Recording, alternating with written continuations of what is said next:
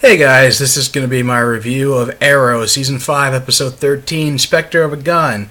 Now, this is supposed to be the very special episode in which was written by Mark Guggenheim by himself, and we were going to tackle the whole gun control issue. I've heard stories about how he wanted to do this because he was afraid there was a dearth of episodes like this where they didn't tackle social or political issues. And you figured, and you probably think like you would be able to tackle this, explain it from both sides, and everybody would be happy and completely satisfied with the episode, right? That was true for half the fan base. Basically, it was pretty much divisive. This was either this incredibly powerful episode, and poignant, or this was an episode in which which was found very heavy-handed and boring, or just a little bit, I don't know, we'll just go like heavy-handed or boring. I wouldn't say it's boring, but I'm not one of those fans who felt like this worked for me.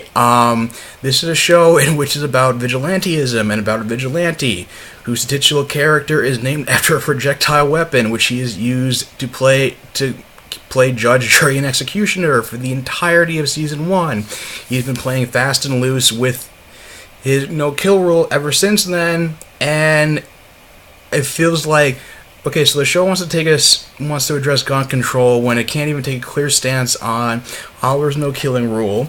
Oliver, who's been mirrored in the comics, and if anybody who are Green Arrow fans know, that he was very liberal, he's very left-wing, and it was a missed opportunity, and they didn't even bring up his politics. They just made him kind of middle of the road and not really taking one side or the other on the whole gun control issue. It seems like the issue fell between Curtis and Renee.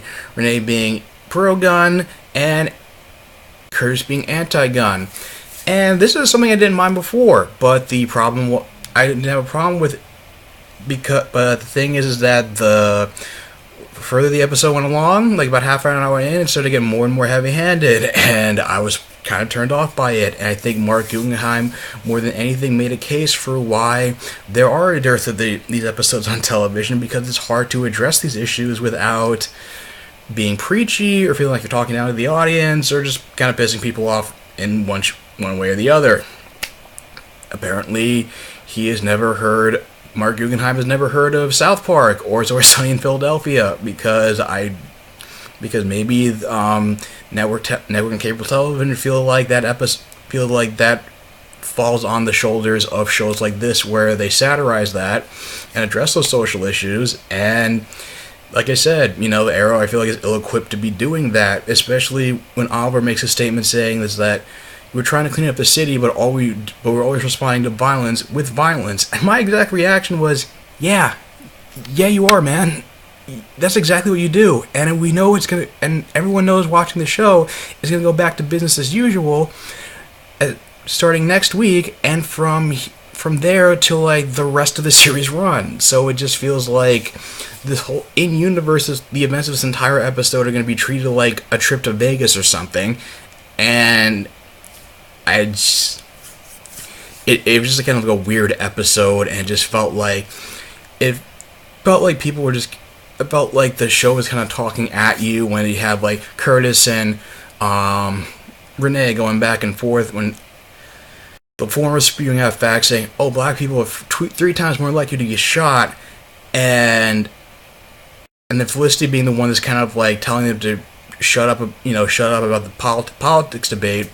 Even though you would think that she would take one side or the other, considering she was shot last year, but it was just kind of odd they didn't use her as a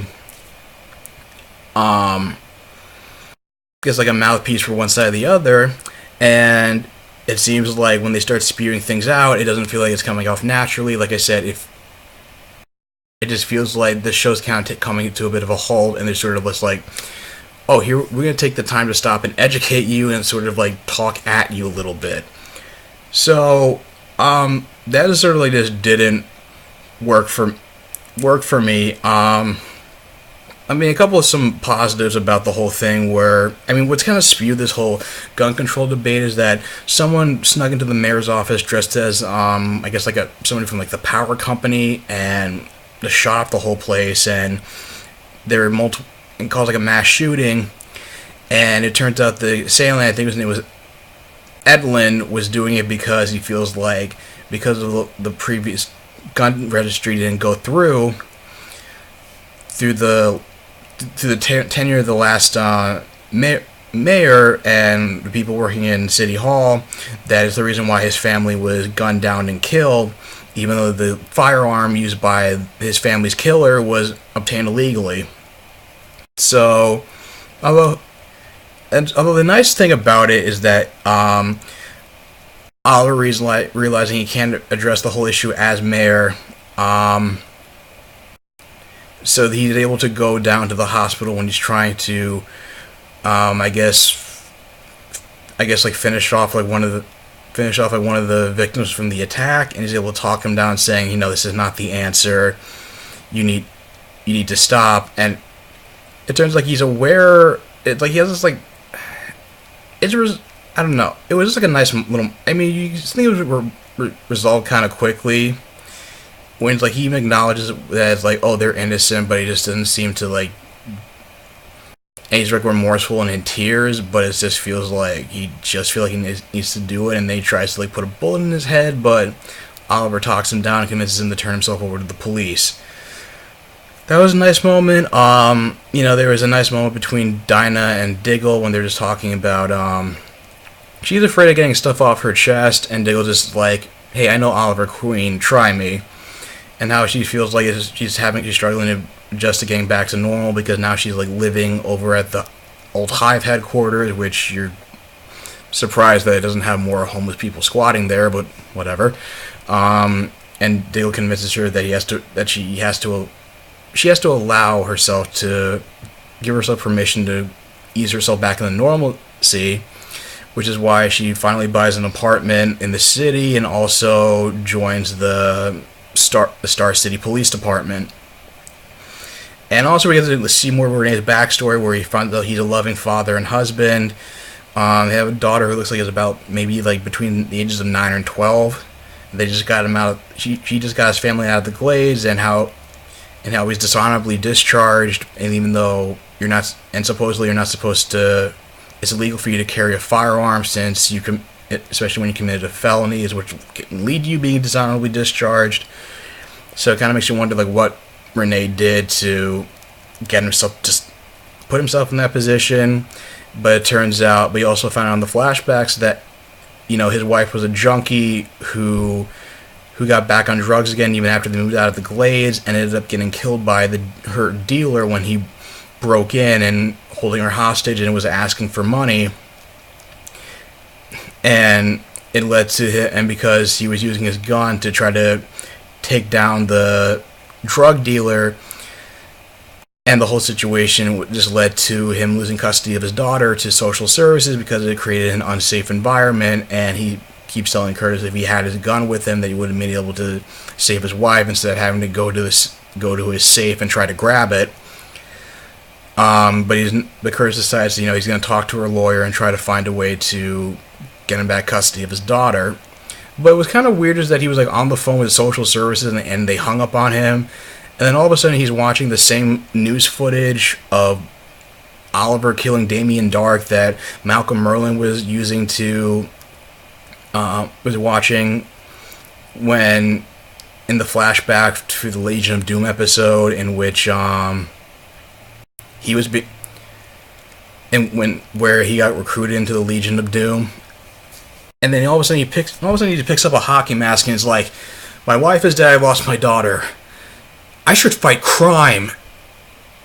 And that's just like, he's just looking at it, just like inspired by Arrow, the Green Arrow, and I'm just like, what does one have to do with the other? I mean, I guess it's like, oh, I lost my wife to a drug dealer, a criminal, and I guess, I don't have a daughter. That's like keeping me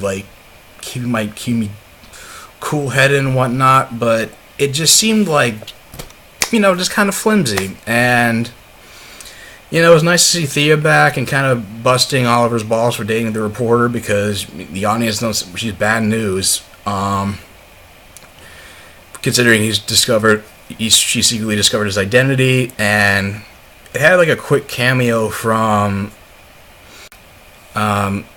Vigilante, from when Oliver was trying to interrogate who was responsible for the mass shooting, and then Vigilante just shot him, and I guess that was supposed to like be a way to try to cast doubt on the fact that because Adrian Chase was one of the injured victims from the shooting, and that he was in the hospital being watched by his wife, to make sure he stays put, to cast doubt that he is Vigilante, even though in the comic books that Vigilante is his alter ego.